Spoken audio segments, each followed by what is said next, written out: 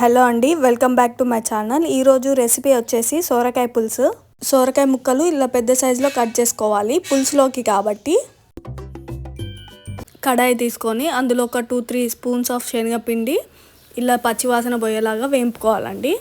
కొద్దిగా ఆయిల్ వేడయ్యాక ఆవాలు, జీలకర్ర,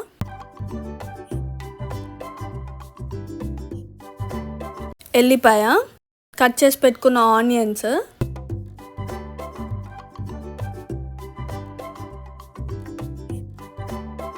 పచ్చిమిర్చి,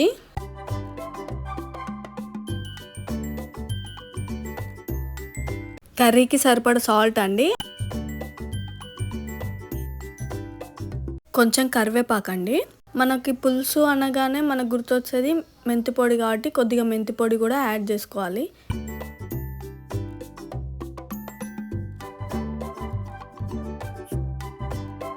చిటికెడు పసుపు,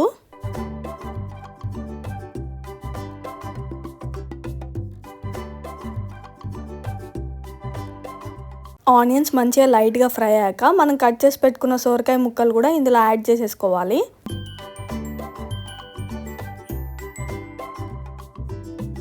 ఇలా మంచిగా కలుపుకొని మూత పెట్టుకొని ఒక 5 minutes అలా ఉడకనియాలి.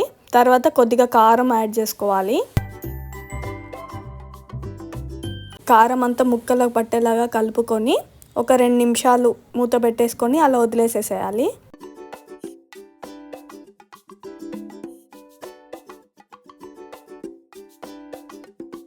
చింతపండు రసం యాడ్ చేసుకోవాలి.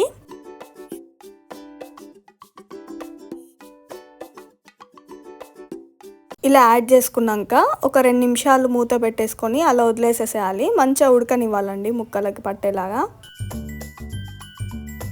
ఏదైతే మనం ముందుగా వేంపుకున్న శనగపిండి ఉంటుంది కదా, అదొక గిన్నెలోకి తీసుకోవాలండి. ఒక 2-3 స్పూన్లు పడుతుంది. అది ఉండలు లేకుండా కలుపుకోవాలండి.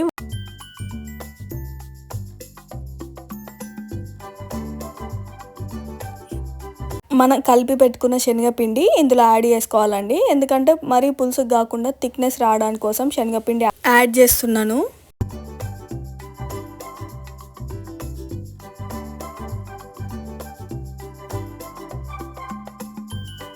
ఒక 5 minutes మూత పెట్టేసి అలా వదిలేసేసేయాలి.